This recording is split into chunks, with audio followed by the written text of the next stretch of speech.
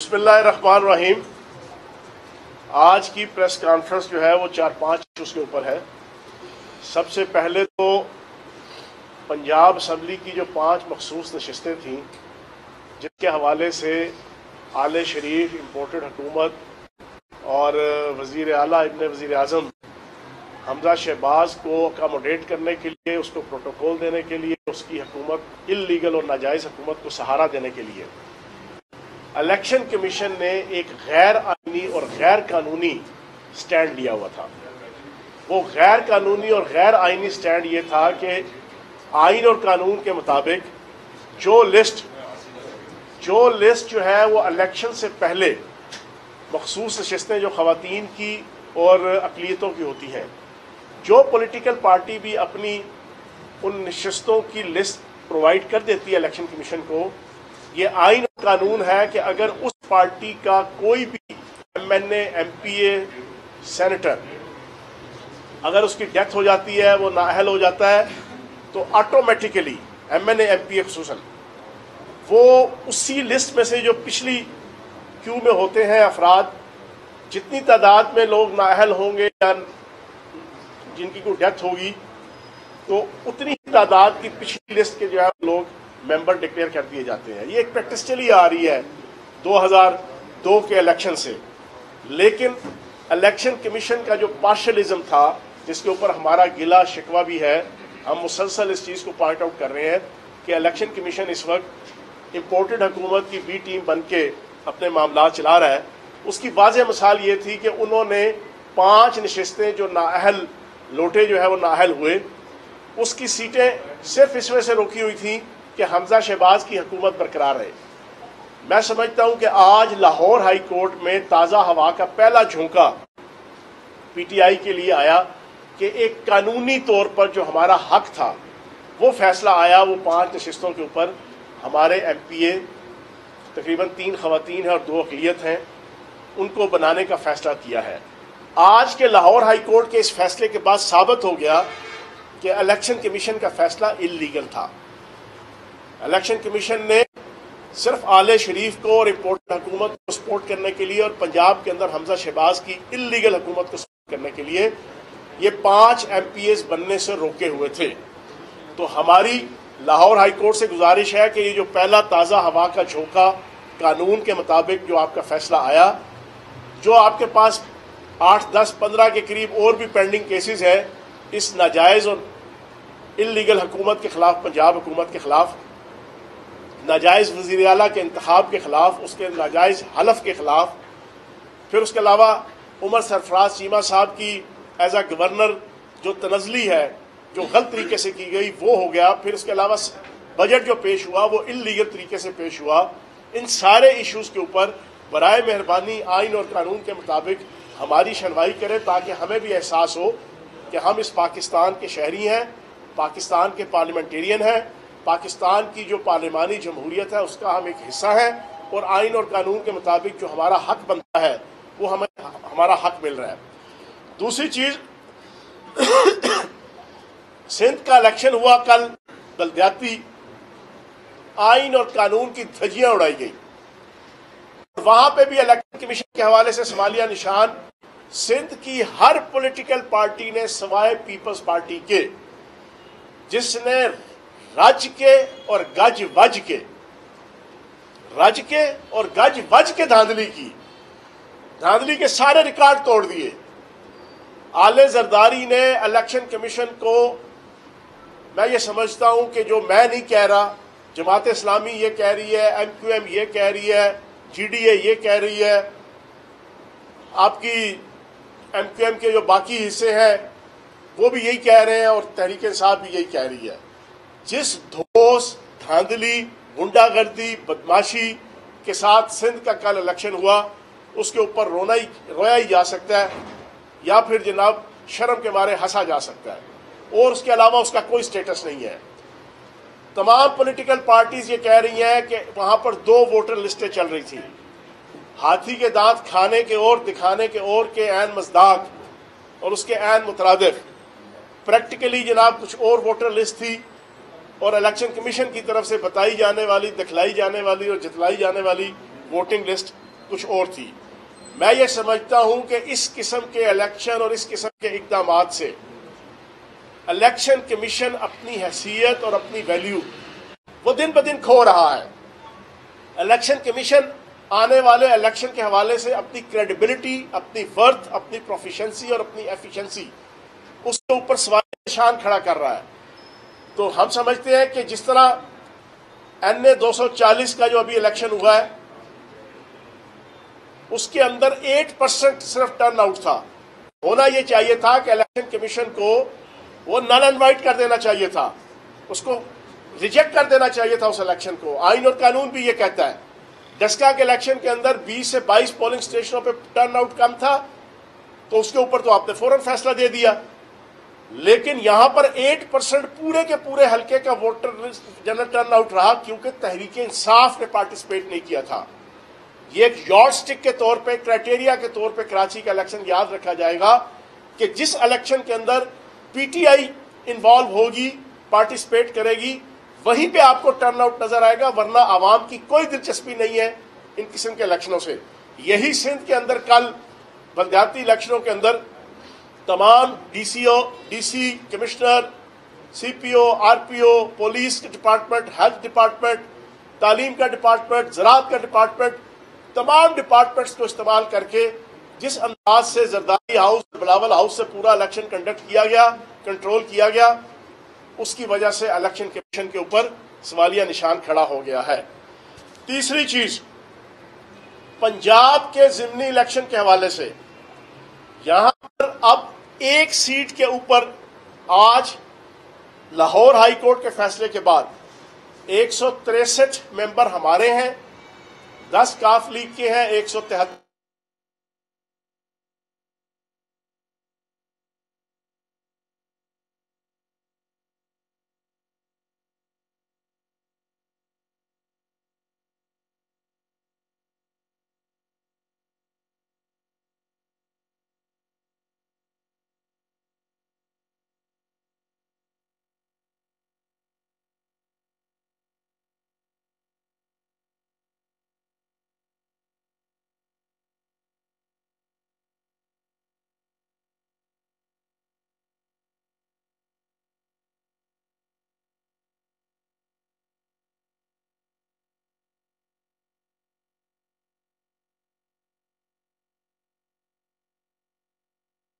नहीं आ रही, वो जाएं तो कहां पे जाएं। खाना खाने को उनके लिए मामलात नहीं है, घर से मूव करने के लिए उनके साथ हालात नहीं है, बच्चों की फीसें देने के हवाले से डिस्टर्ब, उनका यूटिलिटी बिल्स, एक एक चीज आसमानों तक जो है वो कीमतें जनाब पहुंच गई हैं। गरीब अमीर दोनों के बस से बाहर हो चुकी है जिंदगी गुजारना। तो जो मेंबर्स गए थे उनके हल्के की आवाम जो है वो छितर और लितर सेड़ सेड़ के जनाब उनकी इस्तकबाल करती है। तो ये एतमाद का वोट लें, वो सारे के सारे आज़ाद मेंबर पीटीआई के साथ इंशाल्लाह खड़े होंगे। तो ये ज़िमनी इलेक्शन के अंदर इस वक्त भरपूर किस्म की धांधली हो रही है, लेकिन मैं आपको ये खुशखबरी दूंगा आज पूरी पाकिस्तानी कौम को, जितने सर्वे इस वक्त हो रहे हैं 20 पंजाब के ज़िमनी इलेक्शंस के हवाले से, तमाम सर्वेस के अंदर जो रिपोर्ट आ रही है कि पीटीआई क्लीन स्वीप कर रही है 20 के 20 हल्कों में, 20 के 20 हल्कों में। यहां तो कुछ कैंडिडेट ऐसे हैं जनूबी पंजाब के, मेरी इत्तला के मुताबिक कैंडिडेट घर से नहीं निकल पा रहा। हर रोज जो है वो बीसियों सैकड़ों लोग जनाब उसके दफ्तर और उसके घर के बाहर लोटे लेके जमा हो जाते हैं। कहीं पे ये वोट मांगने के काबिल नहीं रहे। पंजाबी में कहते हैं अथोवी ते पलथोवी। एक तो लोटे बने, शर्मिंदा हुए, दूसरा उसके बाद जो पिछले 2 महीनों की परफॉर्मेंस है इनकी हुकूमत की, जिनके पीछे लोटे हुए थे, जिनके पीछे इन्होंने बेवफाई की थी, जिनके पीछे इन्होंने अपनी जिंदगी के लिए वोटरों से हरजाई बने थे, अब वहां की सूरत हाल ये है कि जो हालात अवाम के और खवास के बना दिए गए हैं, ये बेचारे लोटे हल्कों के अंदर जाने जोगे नहीं रहे। लोग पूछते हैं भाई इसके पीछे तुमने जनाब लोटे बने थे, इस हुकूमत के पीछे लोटे बने थे, इस हुकूमत के पीछे अपनी हस्ती बस्ती हुकूमत और अपनी पार्टी से बेवफाई की थी। तो जनाब जितना मर्जी आप महकमा तालीम, महकमा ज़राअत, डीसी, कमिश्नर, सीपीओ, आरपीओ को हमजा शहबाज साहब, वजीर आला इब्ने वजीर आजम साहब, आप इस्तेमाल कर लें। इंशाअल्लाह 20 के 20 हलकों में पीटीआई क्लीन स्वीप कर रही है।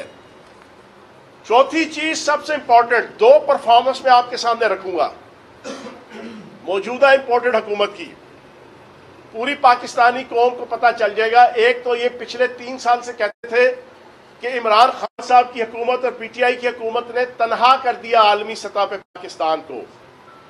ये नकम्मे और नाअहल, ये इंपोर्टेड हुकूमत, ये अंजुमन गुलामान अमरीका, इनका एक ही प्रोपेगेंडा था कि इमरान खान साहब ने और पीटीआई की हुकूमत ने तनहा कर दिया। बावजूद इसके तुर्की, चाइना, यूएई, ईरान, सऊदिया, तमाम ममालिक के साथ एक्स्ट्रा ऑर्डिनरी रिलेशनशिप थे। पाकिस्तान आलमी सतह पे उसकी मुआशी तरक्की को, उसकी समाजी तरक्की को, उसकी सियाहती तरक्की को एक्नॉलेज किया जा रहा था। पाकिस्तान के अंदर ऐसी एयरलाइंस के जिनके ऊपर पिछले 10 सालों से पाबंदी थी, उनकी सर्विसेज का आगाज हो रहा था, बेहतरीन हालात थे। ये कहते थे पाकिस्तान को तनहा कर दिया। आज की रिपोर्ट आपके सामने रख दूं।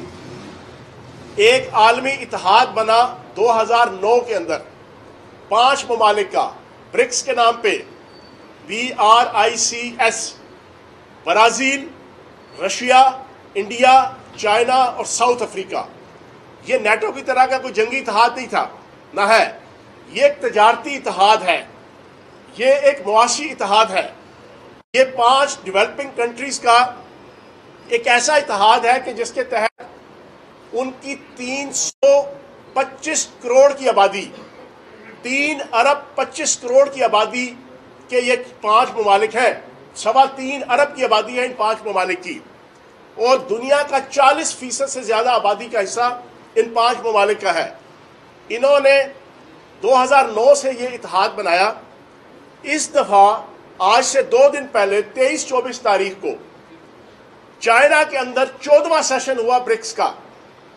इस 14वें सेशन का जो आखिरी दिन था, वो उन्होंने ब्रिक्स प्लस के नाम पे एक सेशन रखा। ब्रिक्स प्लस के नाम से जो सेशन था, उसमें इन्होंने 5 ममालिक के जो मेंबर हैं, उसके अलावा 14 नॉन मेंबर्स ममालिक को इनवाइट किया। वो 14 मेंबर्स वो थे जिनके इन 5 ममालिक के साथ एक्स्ट्रा ऑर्डिनरी अच्छे रिलेशनशिप थी, मुआशी, दफाई, जोग्राफियाई। उसमें इंडोनेशिया भी था, उसमें आपका अर्जेंटीना भी था, सऊदिया भी था, यूएई भी था, इजिप्ट, मिस्र भी था। ये सारे ममालिक थे और चाइना होस्ट कर रहा था। बदकिस्मती के साथ पाकिस्तान को इस ब्रिक्स प्लस का जो सेशन था उसके अंदर इनवाइट नहीं किया गया। ये इस मौजूदा इंपोर्टेड हुकूमत की खारजा पॉलिसी के मुंह पे थप्पड़ है। ये इस नाम निहाद इंपोर्टेड हुक्मरान चेरी ब्लॉसम प्राइम मिनिस्टर के मुंह के ऊपर और उसकी खारजा पॉलिसी के ऊपर थप्पड़ है कि चाइना होस्ट कर रहा है, लेकिन चाइना ने पाकिस्तान को इनवाइट करना गवारा नहीं किया। पाकिस्तान जैसी डेवलपिंग कंट्री को, इंपॉर्टेंट कंट्री को, जोग्राफियाई तौर पे, मुआशी तौर पे, दफाई तौर पे एक अहम तरीन मुल्क को ब्रिक्स प्लस के सेशन के अंदर 14 बाकी ममालिक को इन्वाइट किया, लेकिन चाइना ने होस्ट की हैसियत से पाकिस्तान को इन्वाइट नहीं किया। ये इस मौजूदा हुकूमत, और चाइना ने क्यों नहीं इन्वाइट किया? चाइना को पता था कि मौजूदा हुकूमत का कोई एजेंडा नहीं है।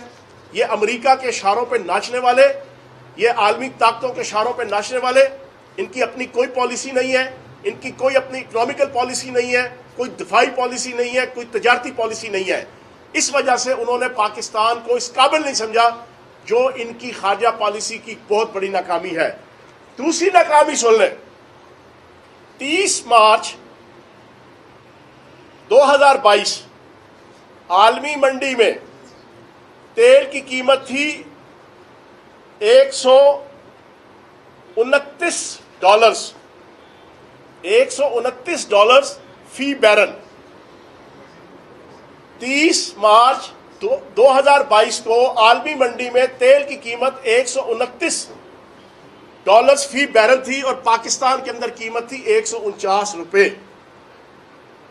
आज पूरी दुनिया के अंदर आलमी मंडी में $103 फी बैरल जनाब आपकी कीमत है, और पाकिस्तान के अंदर 185 रुपये तेल की कीमत बढ़ चुकी है और 115 रुपये डीजल की कीमत बढ़ चुकी है। आलमी मंडी में कीमतें नीचे आ रही हैं और वाइटल नीचे आ रही हैं, छोटी मोटी नहीं आ रही है। 1 2 3 4 5 6 7 डॉलर, $26 नीचे, और पाकिस्तान के अंदर शूट अप कर रही है कीमत। यह है इस प्राइम मिनिस्टर इंपोर्टेड हुकूमत की परफॉर्मेंस। ये दो परफॉर्मेंस, एक खारजा पॉलिसी और एक मौशी पॉलिसी के हवाले से। होना यह चाहिए था कि इस वक्त पाकिस्तान के अंदर पेट्रोल की कीमत 115 या 20 रुपए लीटर होनी चाहिए थी, जिस तरह ये नीचे आई $26। अगर हम बरसे इक़्तिदार होते तो 149 पे हम छोड़ के गए, हम इसको नीचे लेकर आते 120 पे, 125 पे या 115 पे, जो आलमी मंडी के अंदर कीमतें थी उसके मुताबिक। लेकिन इन नाअहल और नकम्मे हुक्मरानों ने पाकिस्तान की आवाम की जिंदगी जीरन कर दी। अगली बात, परेड ग्राउंड का जलसा है। परेड ग्राउंड का जलसा साबिक वजीर आजम चेयरमैन तहरीक इंसाफ इमरान खान साहब ने पिंडी इस्लामाबाद का जलसा अनाउंस किया है, और ये मौजूदा इम्पोर्टेड हुकूमत के खिलाफ जो हमारी जिद्दोजहद और स्ट्रगल जारी है उस पर एक अहम संग मील साबित होगा।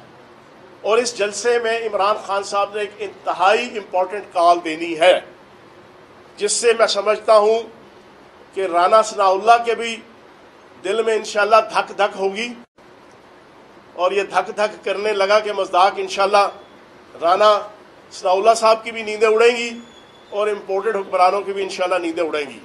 तो मैं पूरी पाकिस्तानी कौम को ये बताऊंगा कि इंशाल्लाह रावलपिंडी इस्लामाबाद की आवाम खुशी से झूम उठी है कि इमरान खान साहब ने पूरे पाकिस्तान में जो जलसे किए उसके बाद अब वो इस्लामाबाद और रावलपिंडी आ रहे हैं। भरपूर तरीके से तैयारियां हम कर रहे हैं।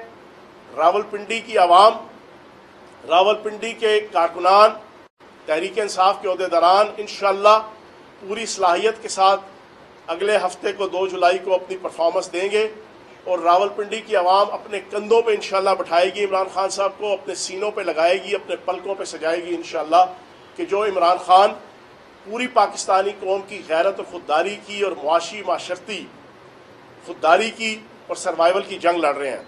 और आखिरी बात, इमरान खान साहब की जासूसी के हवाले से जो स्कैंडल सामने आया आपके सामने है, ये ऑडियो और वीडियो बनाने का जो मरगूब, महबूब और मतलूब मशगला वो बेगम सफदर अवान साहिबा का है, जो अपने मुंह से दावा भी करती हैं कि ये उनके पास बड़े बड़े लोगों की जनाब वीडियोस भी हैं और ऑडियोज़ भी हैं। मैं ये समझता हूँ कि इस किस्म की डर्टी पॉलिटिक्स से वो अपनी इज्जत में नून लीग, इम्पोर्टेड हुकूमत और PTI के और इमरान खान साहब के मुखालिफ वो अपनी इज्जत में इजाफा नहीं कर रहे, वो अपनी इज्जत को कम कर रहे हैं। और वैसे भी ये ऑडियो वीडियो लीक्स वाली सियासत ख़त्म हो गई है, डिफ्यूज़ हो गई है। अब पूरी पाकिस्तानी कौम को किसी किस्म की कोई दिलचस्पी नहीं है कि किसी की ऑडियो लीक हो रही है, किसी की वीडियो लीक हो रही है, सच्ची हो रही है, झूठी हो रही है। लोगों को इस वक्त दिलचस्पी ये है कि पाकिस्तान की गैरत, पाकिस्तान की खुददारी, पाकिस्तान की इकॉनमी, पाकिस्तान की आवाम की इज्जत और वक़ार, उम्मत मुस्लिमा का और नामूस रसालत के इज्जत और वक़ार के हवाले से पाकिस्तान के अंदर कौन सा लीडर, कौन सा हुक्मरान कहाँ पे खड़ा है, और कौन सा लीडर, कौन सा हुक्मरान आलमी ताकतों की गोद में और चरणों पे बैठ के किसके इशारों से पाकिस्तान की आवाम की ज़िंदगी को अजीरन कर रहा है, लोगों को दिलचस्पी इस बात से है। तो मेरी बेगम सफदर अवान साहिबा से गुजारिश है कि अपनी ये एक्स्ट्रा कैरिकुलर एक्टिविटीज़ छोड़ दें, अपनी ये पुरानी जो मशगलें हैं इसको छोड़ दें, अपने इस चचा की और शीन लीग की जो हुकूमत है, ये एक बात बड़ी क्लियर हो गई है कि नून लीग की सियासत ख़त्म हो गई है, अब शीन लीग की सियासत है। और एक ब्रेकिंग दे दूं, मेरी ताज़ा तरीन इत्तला के मुताबिक ना तो सुल्तान मफरूरुद्दीन नवाज शरीफ साहब वापस आ रहे हैं, ना उन्होंने आना है, और फ्यूचर के अंदर अभी कुछ फैसले आने वाले हैं अगले 2 महीनों में। पाकिस्तान की सियासत से 5 से 6 सियासतदानों की सियासत हमेशा हमेशा के लिए ख़त्म हो जाएगी, और फ्यूचर के अंदर किसी नून लीग का कोई फ्यूचर नहीं है। ना बेगम सफदर अवान का कोई फ्यूचर है पार्लिमानी सियासत में, ना सुल्तान मफरूरुद्दीन नवाज शरीफ का कोई फ्यूचर है। और जो कोई इस वक्त हाल इंजॉय कर भी रहे हैं, अगले 2 से 3 महीनों के अंदर उनका भी धड़न तख्ता हो जाना है। चाहे ये जितने मर्जी नैब तरमीमी बिल ले आए, चाहे ये जितने मर्जी आइन और कानून के अंदर जनाब अमेंडमेंट कर लें।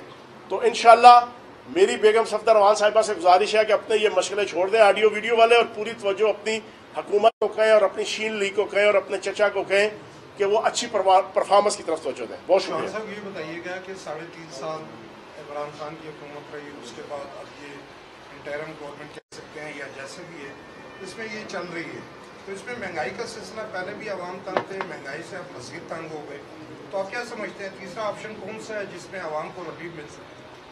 देखिए, ऑप्शन एक ही है कि फौरी तौर के ऊपर फौरी और फेयर इलेक्शन करवाए जाए। आवाम जिसके सर पे इक़्तिदार का ताज और इक़्तिदार का हुमा रख देंगे, उसकी जिम्मेदारी होगी कि वो पाकिस्तान की इकॉनमी को संभाले। ये तो डमी हुकूमत है, ये तो इम्पोर्टेड हुकूमत है, ये तो लोटों के सर पे आई है। मैंने आपके सामने अभी जो चीज़ रखी है हवाई नहीं है। वो जो जितने आपके इम्पोर्टेड हुकूमत के आते हैं तर्जमान, अब थोड़ा कम आना शुरू हो गए हैं, क्योंकि उनको भी अंदर से शर्म महसूस होती है प्रेस कॉन्फ्रेंस करते हुए। उन्हें पता है हालात का तो बेड़ा गर्क हमने कर दिया है। वो भी इस बात को मानते हैं जो मैंने आपके सामने रखी है। $129 फी बैरल 30 मार्च को थी और $149 पाकिस्तान के अंदर फी लीटर था। अब $103 फी बैरल है, $26 नीचे हो गई है। हमारा $85 पेट्रोल और 85 रुपए पेट्रोल और 115 रुपए डीजल महंगा हो गया है। ये कौन सी परफॉर्मेंस है? आप मुझे बताएं ना। जिस शहबाज शरीफ को सारा दिन पिछले 15 सालों में 50 अरब रुपया लगा के मीडिया के अंदर एड्स लगा के साबित किया कि ये बहुत बड़ा $6 बिलियन मैन है, ये बहुत बड़ा टार्जन है, इसकी मर्जी के बगैर ना मच्छर ना मक्खी पर मार सकती है, पंजाब स्पीड, ये है उसकी परफॉर्मेंस।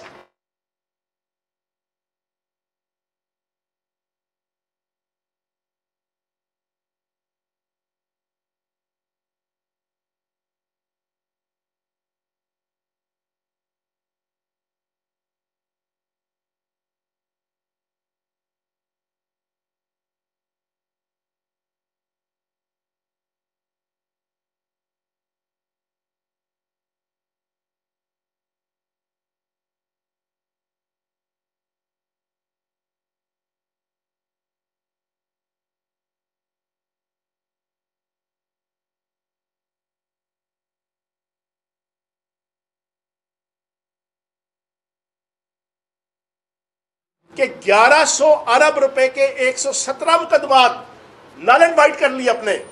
तो भाई आवाम को भी तो कुछ रिलीफ दो, अपने आप को रिलीफ और आवाम को तकलीफ। ये है इनकी परफॉर्मेंस।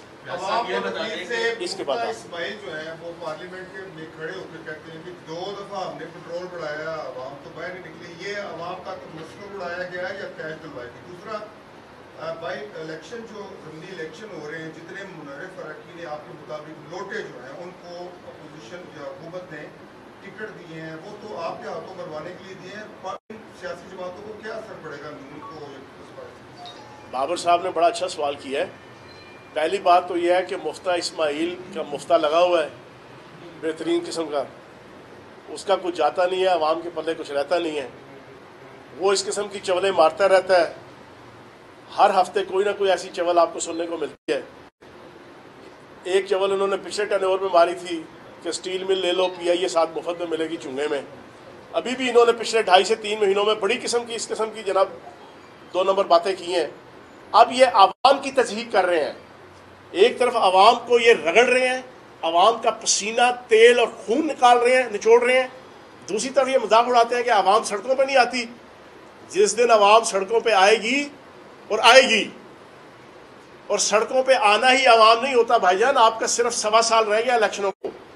अगर आप जिस तरीके से भी अपना टेन्योर पूरा कर लें, जायज़ नाजायज़ तरीके से, तब भी 1.25 साल ही है। आवाम ने जब वोट की ताकत से आपकी छितर और लितर परेड कर रहे हैं ना, फिर आपको समझ आएगी। और एक चीज़ और बता दूँ, मैं एक चीज़ भूल गया था, मैं ओवरसीज़ पाकिस्तानी से गुजारिश करूँगा ये मेरा स्पेशल मैसेज ओवरसीज पाकिस्तानियों से। 17 जुलाई को लाहौर के जो 4 हल्के और 20 ज़िमनी इलेक्शन, ओवरसीज पाकिस्तानी जो जो इन 20 हल्कों में रहता है, मेरी पीटीआई के एक स्पोक पर्सन की हैसियत से गुजारिश है कि आप सब लोग बाहर से आए स्पेशल, और आके यहां पर वोट पोल करें, और इस इंपोर्टेड हुकूमत के जिसने ओवरसीज पाकिस्तानियों से वोट का हक लिया उसके सीने पे मूंग दलें। आज उनकी एक पंजाब हुकूमत की मशहूर ज़माना स्पोक्स पर्सन है, आज किसी हाई कोर्ट के अंदर या इलेक्शन कमीशन में ओवरसीज पाकिस्तानियों को वोट का हक देने की जो हमने दरखास्त की थी वो कैंसिल हुई, तो उसके ऊपर ट्वीट करती है कि हुण आराम है। तो जनाब ओवरसीज पाकिस्तानियों, आपने इस तंज का कि हुण आराम है, आपने तैयारे चार्टर करके आना है इस 17 जुलाई को। अगले इलेक्शन में तो आएंगे ही आएंगे। 17 जुलाई को इन 20 हल्कों में रहने वाला ओवरसीज पाकिस्तानी लाजमी इंशाअल्लाह आए, चाहे वो अमेरिका में रहता है, जर्मनी में रहता है, यूरोप में रहता है, मशरिक वस्ता में रहता है, अफ्रीका में रहता है। वो 17 जुलाई को इलेक्शन में इन 20 हल्कों में वोट पोल करने के लिए लाजमी आए। फिर उस दिन रात को हम इनसे पूछेंगे हुण आराम है। क्वेश्चन है, आपने अभी बात की कराची के इलेक्शंस में डस्का की। डस्का इलेक्शन में प्रिजाइडिंग अफसरान को गायब करने का भी एक नाम आया था। आपको नहीं लगता कि उसमें आपकी क़यादत का नाम आया था? तो अब पीटीआई को भी कुछ अपनी रविश है उसी से बदलनी होगी और मुस्तकबिल में मजीद तगड़े इलेक्शन लड़ने होंगे। अच्छा, डस्का के इलेक्शन के हवाले से सारी दुनिया को नजर आया कि नून लीग के पूरे पंजाब के हर शहर और जिले से गुंडे आए थे। इनको वहां पे लीड कर रहा था राणा सनाउल्लाह, मियां जावेद लतीफ, अता तारड़, हर कोने खुदरे से, और दंदनाते फिर रहे थे। बंदे वहां पर जो 2 शहीद हुए थे, दोनों के दोनों पीटीआई के कारकुन थे, सारों को पता है। उस दिन सियालकोट डस्का के अंदर जनाब वो चीज किसी को नजर नहीं आई। आपने गुंडागर्दी की, आपने बदमाशी की, लेकिन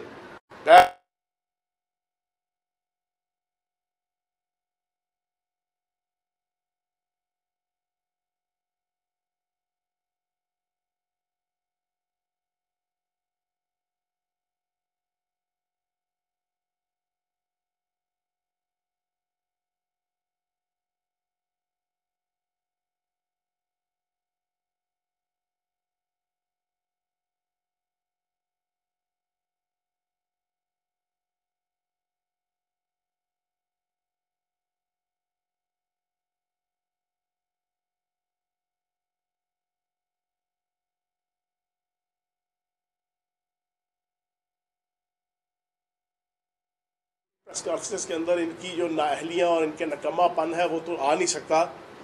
अब ये सुपर टैक्स और डुपर टैक्स, ये एक और कहानी है। डॉक्टर साहब एक मिनट मैं आपको देता हूँ जवाब। हाईकोर्ट का आज का फैसला है, उसको आपने ताज़ा हवा के झोंके से ताबीर किया। पहले आपकी जमात लाहौर हाईकोर्ट को लोहार हाईकोर्ट है, तो पहले आपका मौक़िफ़ दुरुस्त था या अब है? दूसरा ये बताइए कि साबिक DG इस्लाम ने 2 रोज़ कबल एक इंतखाबी जलसे से खिताब किया BBC7, क्या उन्होंने ऑफिशियली पीटीआई ज्वाइन की है या नहीं? मेरा सवाल ये है कि आप इलेक्शन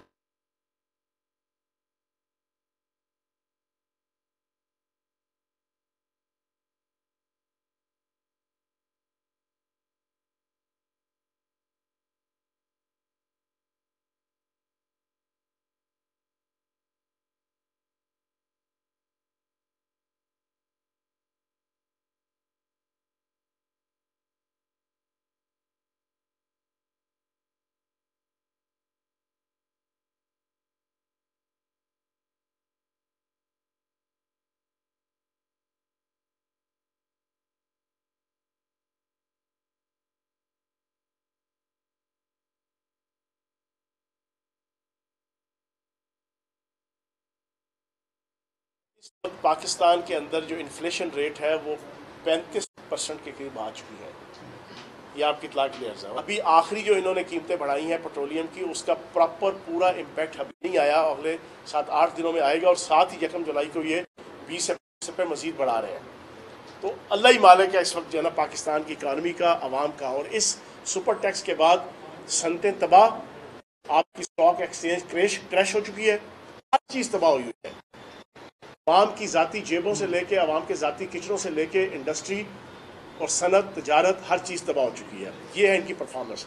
दूसरी चीज़, डार साहब ने पूछा कि आपने जनाब लाहौर हाई कोर्ट को फ़लाँ लक़ब दिया हुआ था, हमने कोई लक़ब नहीं दिया हुआ था। आज तक कभी हमारे किसी स्पोक्स पर्सन ने, सोशल मीडिया में लोग कहते होंगे तो कहते होंगे, हमारे किसी, मेरे समेत अगर किसी ने कहा है ये वाला लफ्ज़ तो आप डार साहब ले आइएगा, मैं पूरी पाकिस्तानी कौम से माफ़ी मांग लूँ। हमने नहीं कहा, लेकिन हमारा ये राइट है कि अगर एक आइनी तौर पर फैसला कानून और आइन के मुताबिक हमें रिलीफ मिला है, तो मैंने कहा ये ताज़ा हवा का झोंका है। इसी तरह का रिलीफ हमें बाकी भी 7-8-9 केसेस हैं जो बिल्कुल आइन और कानून के मुताबिक हम हक सच पे हैं, लेकिन उसको पेंडिंग किया जा रहा है, उस पर भी जो वो फैसला आ जाए। आपने क्या कहा था? इलेक्शन कमीशन दूसरा माइनस होने जा रहे हैं। आपकी बात ठीक है, लेकिन सुनने में ये आ रहा है कि देखें, इलेक्शन कमीशन आपके सामने सारी सूरत, मैं नहीं कहता। कल का इलेक्शन जो हुआ सिंध के अंदर, सुबह जमात इस्लामी के स्पोक्स पर्सन भी प्रेस कॉन्फ्रेंस कर रहे थे, MQM वाले भी कर रहे थे, GDA वाले भी कर रहे थे, PTI का भी मैंने आपके सामने सूरत हाल रख दी। एक पार्टी भी राजी नहीं है, एक पार्टी भी। इतनी धौंस, धांधली, बदमाशी, गुंडागर्दी कि जो देखने को नहीं मिलती। और फिर सबसे इंपॉर्टेंट चीज़, 2-2 लिस्टें हैं, सारे ये कह रहे हैं। प्रैक्टिकली लिस्टें पोलिंग बूथों के अंदर कुछ और थी, इलेक्शन कमीशन कुछ और रिलीज कर रहा है। हमारा जो फौरी इलेक्शन है वो सिर्फ इस इलेक्शन कमीशन के साथ नहीं है। हम जब उनके साथ चीज़ें सारी डिस्कस करेंगे तो जनाब इलेक्शन कमीशन भी चेंज होगा। और आखिरी इलेक्शन कमीशन का इम्तिहान 17 जुलाई है, ये सुन लें। 17 जुलाई के 20 ज़िमनी इलेक्शन इस इलेक्शन कमीशन का आखिरी इम्तिहान है। अगर इलेक्शन कमीशन इन 20 ज़िमनी इलेक्शनों में, अभी तक तो pre poll budget, pre poll rigging के हवाले से हमारी एप्रीहेंशन है। एक और आपके पास सामने मैं बात रख दूं, आज से 15 दिन पहले खुशाब के अंदर नून लीग के कैंडिडेट के पैना फ्लैक्स डिस्ट्रिक्ट इलेक्शन कमीशन की गाड़ी में रख के गली मोहल्लों और सड़कों पर लगाए जा रहे थे। हमारी MPA साजिदा बेगम है, उन्होंने उसकी वीडियो और उसकी फ़ोटो बना के सोशल मीडिया पे चढ़ा दी। अब होना ये चाहिए था कि डिस्ट्रिक्ट इलेक्शन कमीशन, सूबाई इलेक्शन कमीशन और वफाकी इलेक्शन कमीशन इस पे एक्शन लेते। जो चीज़ें क्लियर कट नज़र आ रही हैं उसके मुताबिक जो जो इलेक्शन कमीशन का अहलकार, चाहे वो डिस्ट्रिक्ट का डायरेक्टर है या उसका कोई डिप्टी डायरेक्टर है या कोई और एहलकार है, उसके खिलाफ तादीबी कार्रवाई होती। वो नहीं की। साजिदा बेगम को नोटिस भेज दिया इलेक्शन कमीशन ने कि जनाब आपने इलेक्शन कमीशन की इंसल्ट की है। ये तो एटीट्यूड है, ये मैं ऑन रिकॉर्ड बात कर रहा हूं। अगर इस किस्म का रवैया होगा, आखिरी इम्तिहान 17 जुलाई है। 17 जुलाई में अगर चीज़ें क्लियर हो गई तो फिर तो जनाब 100% हमारा मुतालबा है, पहले भी था, अभी भी है, और फिर उसके बाद तो 100% सिक्का बंद होगा कि इलेक्शन कमीशन चेंज किया जाए। फिर उसके बाद